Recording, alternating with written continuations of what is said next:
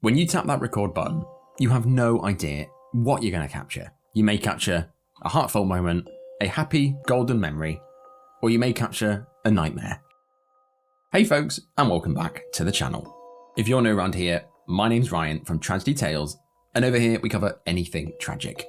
Whether that be a plane crash, a bizarre accident, we cover it all.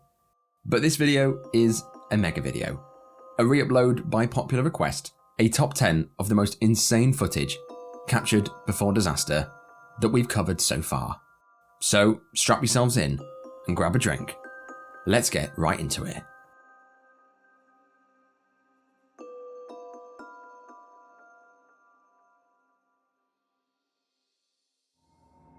This shocking footage was captured by a 28-year-old man named Armin Schmeider. Now Armin was a wingsuit pilot from Italy, and he was a very experienced skydiver. He had a young child and a following online that would watch him conduct acts that most of us would flat out refuse. Armin's latest obsession was wind gliding. In August of 2016, he had been gliding for 1 year and felt invincible, but he wanted to push it that little bit further. So Armin trekked to the top of a mountain near Kandersteg in Switzerland, and here he began live streaming himself. On the live stream, he can be seen preparing his suit. He was smiling and clearly very happy to be doing this. He seemed very much in his element. And when he was all suited up, he told his viewers that today you fly with me. After checking that he'd fully equipped himself, he slid the phone into his backpack and leapt from the mountaintop. As his phone was in his bag, you can hear wind and noises, and it sounds like it's all going well, until it's all abruptly ended by a shout and the sound of impact.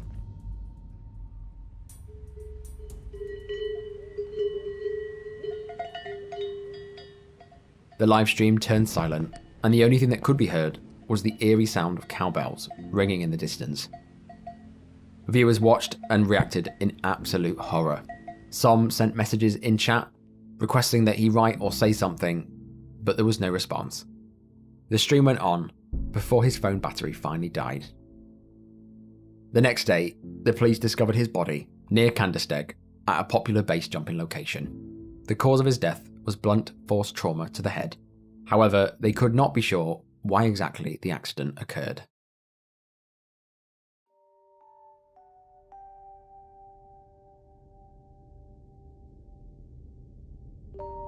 This tragic footage begins on April the 9th, 2015. An 85-year-old man by the name of Clem Schultz was at his home in Fairdale, Illinois with his wife, Geraldine, who he always referred to as Jerry. Now Clem and Jerry had been married for 25 years. They'd built a life together that was filled with love, laughter, and happiness. This continued up until that fateful day. Clem and Jerry woke up and had their breakfast. There was a light breeze in the air, but absolutely nothing to cause concern. Until around midday on April the 9th, the SPC issued a 10% hatch tornado threat across much of northern Illinois and small portions of nearby states. This detailed the potential for several tornadoes, of which one or two had the potential to be pretty strong, at least EF2 on the enhanced Fujita scale, so around 111 to 135 miles per hour or stronger. Because they'd seen it all before and thought that it wouldn't affect them, they decided that they'd wait it out in their house. Later that day, the pair had just finished eating supper when they heard a subtle rumbling noise in the distance. They knew without even looking, it was a tornado. They glanced out the window to confirm their worries. A huge, deadly tornado had formed and was swooping its way across their small town. Now this was no small tornado. This was an EF4 tornado, much stronger than was predicted. An EF4 tornado is capable of reaching speeds up to 200 miles an hour and capable of dealing incredible amounts of damage to homes and infrastructure. As it swept by, it caused catastrophic damage. Houses were destroyed, trees were toppled, and debris was scattered everywhere. Clem rushed upstairs to the top floor of the house and began recording with his phone, while his wife remained in the kitchen downstairs. They both prayed it would go straight past them. You can see in the video the angry tornado as it whirled away in the distance. Its dark, ominous presence instilled dread in all that saw it.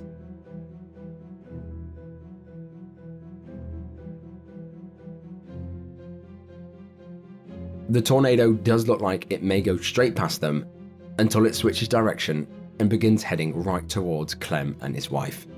It got closer and closer, and within 2 minutes, they were now in the eye of the storm. The recording soon goes black, and all that can be heard is violent wind, destroying anything it came into contact with. And just like that, as quickly as it had come, it was gone. The recording went quiet, and nothing could be heard but a gentle breeze. The tornado had completely destroyed their house. The chimney came down on Clem, crushing his hand and vertebrae, but luckily, he survived.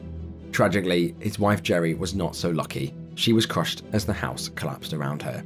Here, underneath all that rubble, Clem remained trapped until he was spotted by tornado spotters, who just so happened to be in the right place at the right time. As people helped heave him out of the debris, one of them told him, "Don't look down because your wife is under you, and she's dead." Clem's life was never the same after that day. The phone that was used to record this video was later recovered in the rubble, and apparently Clem went on to make a full recovery.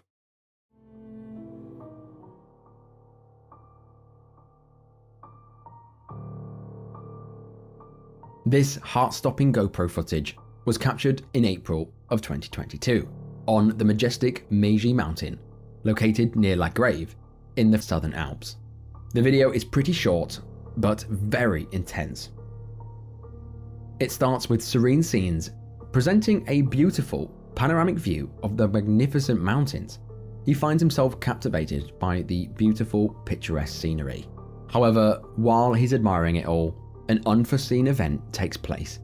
A sudden hole materializes underneath him. In an instant, the skier helplessly descended into the depths of the dark void.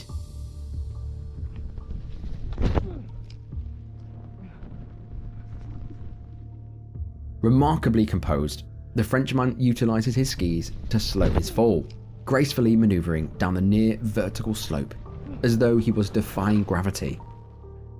Now, footage before horror doesn't necessarily mean death. Amazingly, against all odds, his audacious strategy to slow his fall succeeded, allowing him to find a small foothold on a narrow ledge. From here, he peered into the deep, dark chasm that almost claimed his life.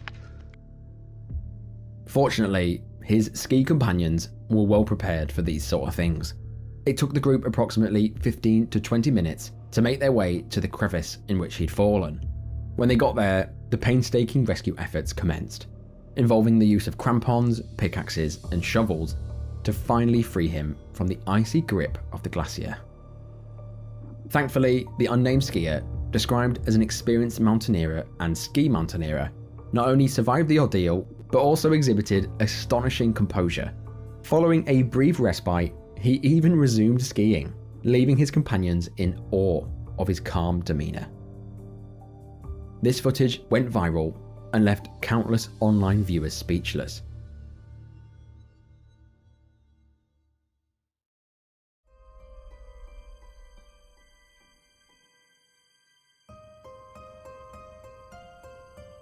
Skydiving is an inherently frightening and high-risk sport that involves leaping out of a plane with just a parachute between you and certain death. Personally, I'd never attempt it, but loads of people, thousands of people love it. However, if I were to try skydiving, I'd definitely opt for a tandem jump, where you're basically hooked up to a professional, and it's considered way safer for beginners. Unfortunately, this belief proved fatal for 18-year-old Tyler Turner. On the sunny morning of August the 6th, 2016, Tyler, who bravely refused to let his mild case of cerebral palsy control his life, arrived at the Lodi Parachuting Center in California for his first ever tandem skydive. Tyler was known for his fun-loving and adventurous nature. He was a musician and was adored by everyone around him. For a bit of background, the Lodi Parachuting Center was a renowned skydiving school located in California's Central Valley. It opened in 1964, and it proudly claims to be one of the largest and oldest drop zones in the United States. On that fatal afternoon, Tyler was paired with Yong Kwon, a 25-year-old instructor who had accumulated 700 jumps of experience. Before suiting up, Yong turned his camera and warmly greeted Tyler, capturing the excitement of the moment. Tyler, standing on the sunlit runway, expressed his love for his mum and playfully wondered if he would make it through the jump. Welcome to Parachute Center. Oh, What yeah. is your name? My name is Tyler Turner. What are you doing here? I am gonna jump out of a plane. It's your first time. First time indeed. Maybe you're a little bit scary. A little bit scary. When I get up there, it's gonna be like, oh gosh, adrenaline's gonna kick in. Just gonna let it happen. Okay. Who is it? That's my mom over there. Hello. Very loving mom. Done a lot for me in my life. Hope she'll help me with more of my life because I want to make it. Okay. We're gonna make it. Do you ready? I am ready. High five. Let's go to jump. Let's go jump. I'm ready. And just like that, they said goodbye. Tyler boarded the plane and ascended above the clouds, and without a second thought, leapt into the sky with Yong in tandem.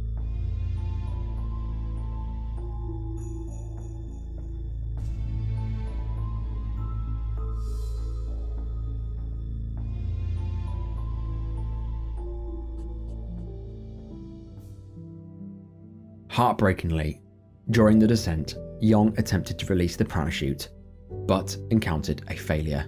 Both the main chute and the emergency chute refused to open. They plunged 13,000 feet to their untimely deaths, rendering the video where Tyler joked about his survival eerily haunting. Family and friends watched on through tears as a coroner's van removed the bodies of two men who had skydived early this morning. Deputies responded out to the scene and located a tandem jumping pair that did impact the ground without the chute deploy.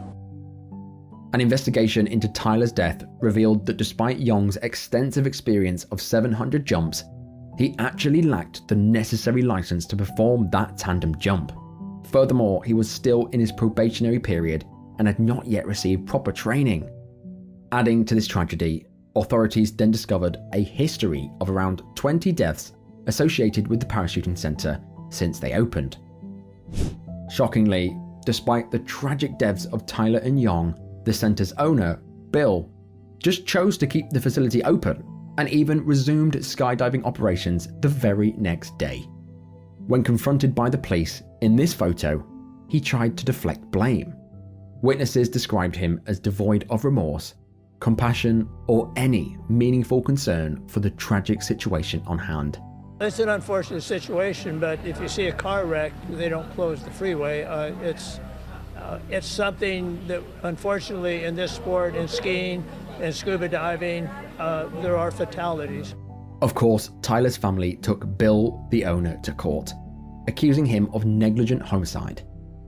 After a long and expensive court battle, in March of 2021, justice was served as the court found Bill guilty, awarding Tyler's family a compensation of a whopping $40 million.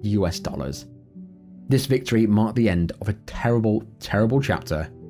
However, Tyler's spirit of adventure, his infectious smile, will never be forgotten. He wanted to do so much in this world, but sadly, his life was abruptly cut short due to negligence. Amazingly, the Parachute Center remains open to this very day.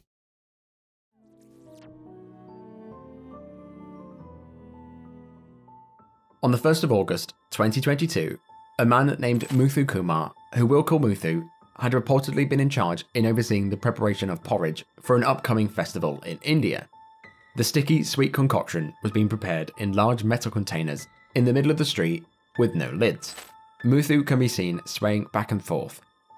He's clearly going through some sort of phase, so he holds onto the wall for support, and while he's in this haze, he looks desperately around for a seat. Captured on CCTV, in what looks like a moment of poor judgment, Muthu decides to perch on the side of a boiling porridge vat. Passerbys looked at him in confusion, knowing that he was so close to falling in, and one even reached out to ask if he was okay. But before anyone could assist, Muthu attempted to fully seat himself on the porridge. He overshot it and plunged straight into the sticky, boiling mess, submerging up to the neck in the stuff.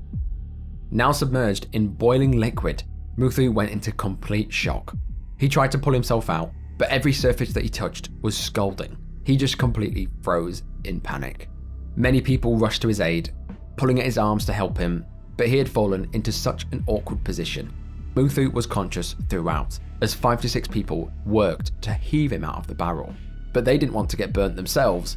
They pulled, and eventually the entire porridge vat fell over into the street, ejecting Muthu to the ground. People watched as he tried to stand up, and it was clear to see that he couldn't believe what had just happened. While he was able to walk away from the scene, his burns were catastrophic. He had the worst degree of burns on 95% of his body. They rushed him to hospital, but sadly he passed away that night. Police's initial investigations found that Muthu did suffer from epilepsy, but they couldn't be sure if he was experiencing an episode when he stumbled.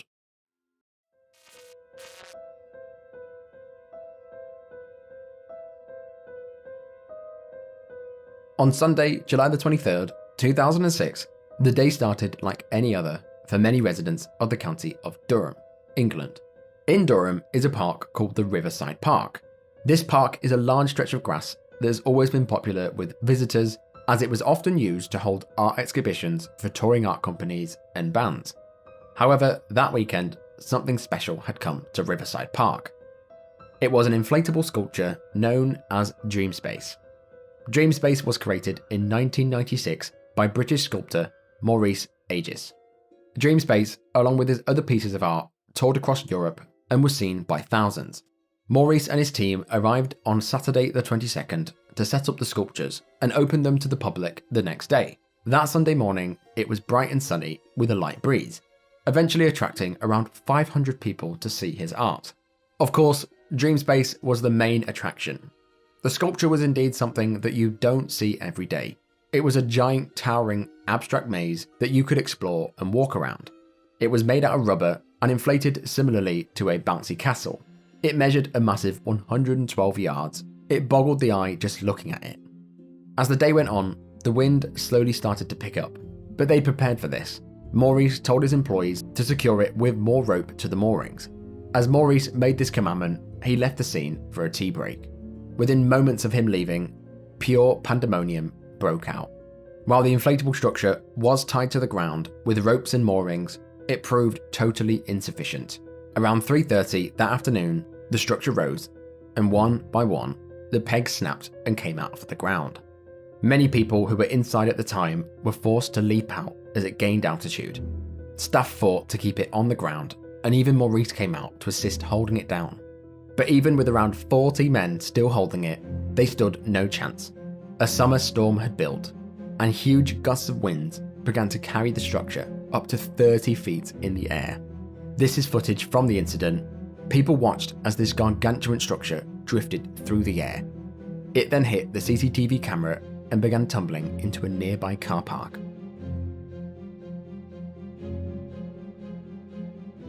But what goes up must come down. After some solid airtime, the structure plummeted to the ground, where staff rushed in to provide aid. It was total chaos. In total, 13 people were injured and multiple children suffered punctured lungs, broken ribs, not to mention internal bleeding. The most catastrophic of injuries was sustained by a 39-year-old woman named Claire and a 68-year-old woman named Elizabeth. They had been crushed in the fall while they were inside. They were rushed to the nearest hospital, but sadly, they both died that evening. When staff were questioned, they said that they'd witnessed the structure blowing at least 2 feet into the air the previous days, and even on that Sunday. They reported it to Maurice, and he was aware, but nothing was done.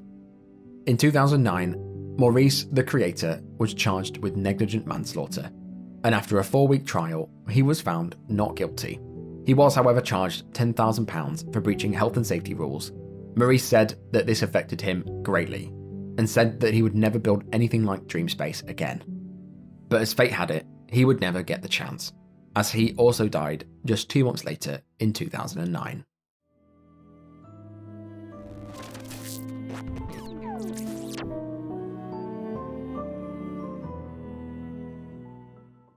On Sunday, July the 24th, 2021, the day began just like any other for the residents and tourists of a place called Himachal Pradesh, located in India's northern state in the Himalayas. Now, Himachal Pradesh, also known as HP, is a largely mountainous district, well known for its trekking, climbing and skiing areas. It has beautiful scenic mountain towns and views that attract tourists from far and wide. In the previous days leading up to that Sunday, the rainfall was described as relentless. As it was India's monsoon season, it went on and on, causing generators to fail and flash floods to sweep across villages. Not only does the rain cause havoc with generators, it also causes numerous landslides almost every year. Around 1:25 PM, dirt and rock began to loosen and crumble down the mountain face, just above the Sangla Chitkul Road in HP. Before anyone knew it, it was raining boulders the size of cars. This footage was captured, and you can see huge boulders raining from above, crushing anything they come into contact with. Just watching this gives me goosebumps. Just the feeling of seeing these things coming towards you must have been just terrifying. The boulders continue to rain from above, ricocheting and bouncing as they tumble down. One boulder slams into a bridge, taking it out like it was nothing. Now just below the landslide was actually a tourist bus carrying 11 people, including the driver, and as they drove along without a care in the world, they heard the unmistakable deafening roar above them. They could do nothing. A huge boulder slammed into the bus, killing 8 instantly, while another sadly succumbed to the injuries on the way to the hospital. One of the tourists on the bus was a woman named Dr. Deepa Sharma. As Miss Deepa enjoyed her backpacking trip across India, on July the 24th, she shared this eerie photo on Twitter with the caption of "Life is nothing without Mother Nature." She would die just hours after posting this. The Prime Minister announced a compensation of £2,000 to each of the victims' next of kin, and a £500 financial aid was given to the injured.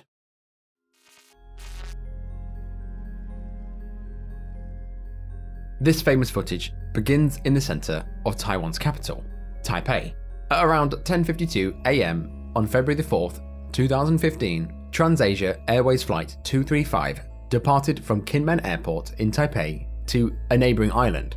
The plane was an ATR-72 turboprop plane carrying 53 passengers and 5 crew members on board. The pilots were pretty experienced, both ranked as captains, with one with a total of 4,914 flight hours, and the other pilot had 6,922 flight hours. Now takeoff went well, and the passengers soon settled in for their short flight. But shortly after launch, and I mean literally within 2 minutes, a fault in the second engine caused it to have issues, causing it to lose power completely. The pilots worked to fix the issue, but sadly they misdiagnosed the problem and shut down the one working remaining engine. The aircraft reached an altitude of 1,630 feet before it began its descent. Many witnessed as the plane came flying across Taipei, and in this video it can be seen a short distance away. But in this one, you can see as the plane banks sharply and clips a taxi roof before crashing into the nearby river. This was the last recording from the flight deck. Rescue operations immediately began and got to work pulling people from the flooded wreckage. Emergency teams cut open the plane while it was in the water, but could not reach the passengers trapped in the front section as it had completely submerged.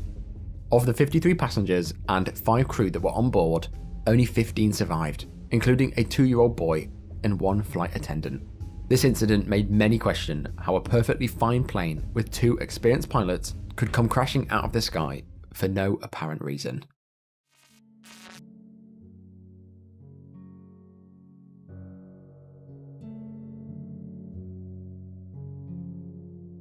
This clip has a little background, but it's filmed on Bolivia's Death Road, famously featured on Top Gear's Bolivia special in 2009. Oh my... Stop there! As far as I can tell, the clip was filmed in December of 2011, and it shows a double-decker bus as it travelled on Bolivia's Death Road. They were driving along when all of a sudden they came across a part of the road that seemed to have been damaged in a landslide. It didn't look like the bus could possibly make it past, but there was nowhere to turn around and no way to reverse back on themselves. The driver commanded his 50 passengers to get off the bus and wait on the road while he attempted to maneuver it solo. And this is when the nail-biting video begins. The bus drives on and it looks like he's going to make it. As all the passengers stood by watching, within a moment, it all goes wrong. Unbeknownst to the driver, the back wheel failed to get a grip on the mud. Its entire back end teetered dangerously close to the precipice, and as the driver slammed on the accelerator, the bus's back end slid over the edge. Within a blink of an eye, the entire bus slipped straight out of view over the rocky cliff.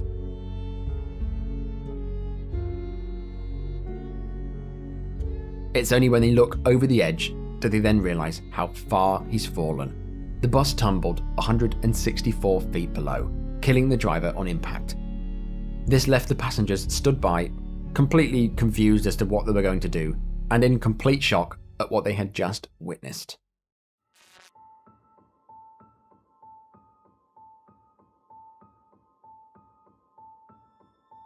This story begins in Huntsville, Alabama.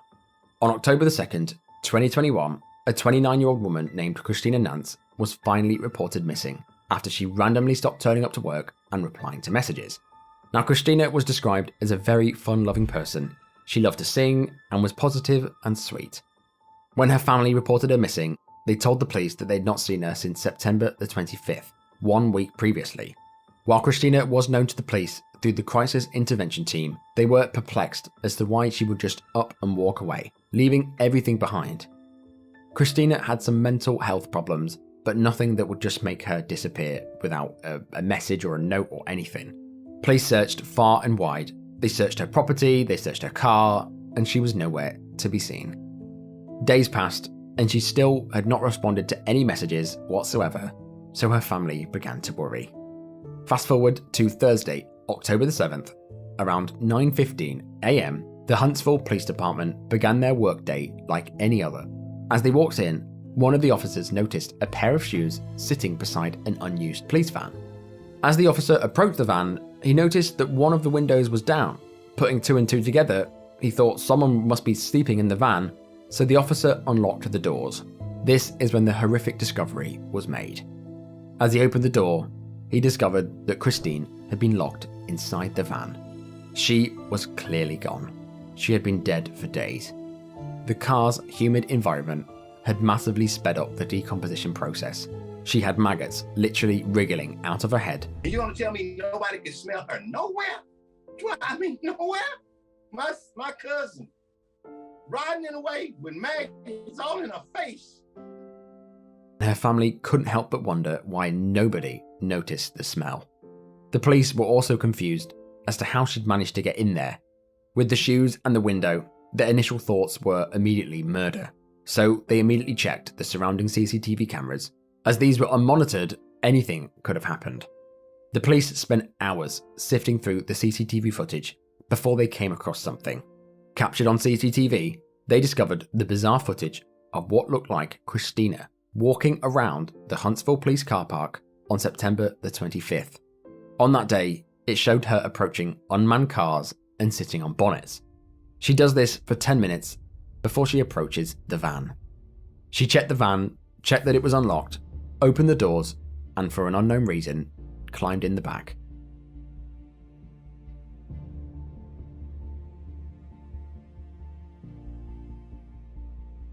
Now, what she did not know is that this van was an old inmate transport van. While the doors would open, they would lock on themselves once they were closed, meaning someone else has to let you out. It was police policy to ensure these vans were locked. I can only imagine the feeling of realizing that you're stuck. Footage shows that once she entered, she did not leave. The car's windows could be seen being pushed and forced down from the inside, and movement could be seen in the vehicle up to September the 28th. The bizarre part was the fact that the window was open plenty enough to scream for help or get someone's attention.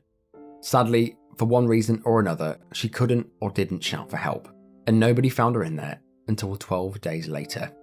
By the time they found her, an autopsy showed that she'd been dead for 8 to 10 days. However, her cause of death was inconclusive. Her family were absolutely furious and demanded more answers. They feel, despite the video footage, they couldn't help but wonder why she didn't shout for help, why she got in the van in the first place, and why she was left undiscovered for so long. They accused the police of manslaughter for leaving the death trap of a van unlocked, and the police openly took responsibility for it. Due to this, Christina's family are currently working on suing the ever-living daylights out of them.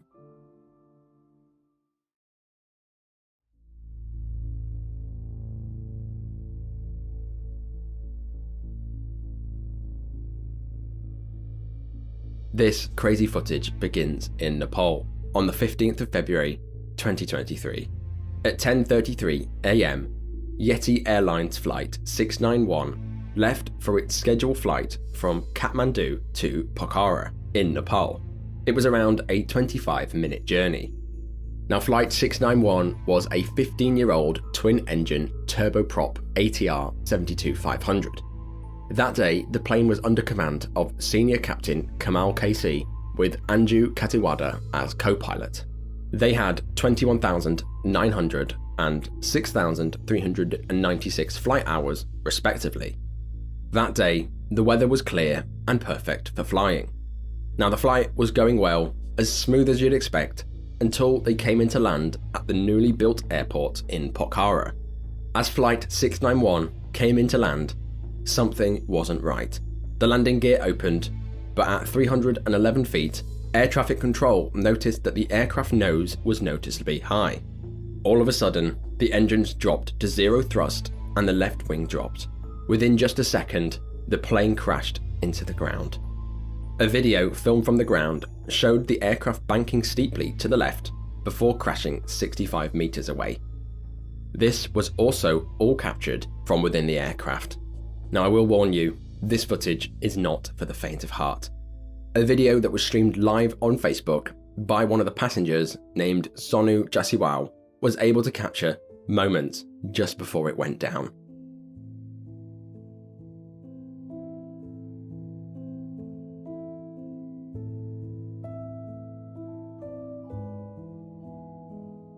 Now, I don't think I can show all of this footage, but the plane soon takes a nosedive. It then explodes into a ball of flames.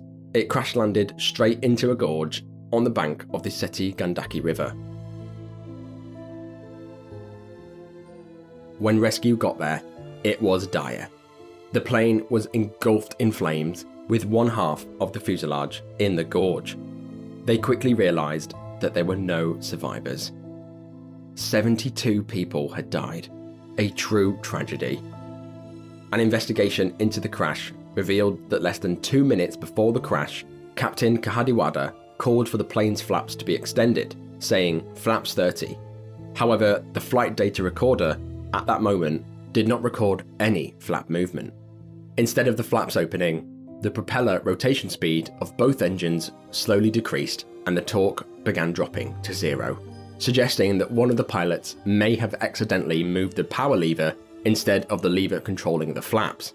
This caused both engines to feather, meaning that there was no thrust in each of them.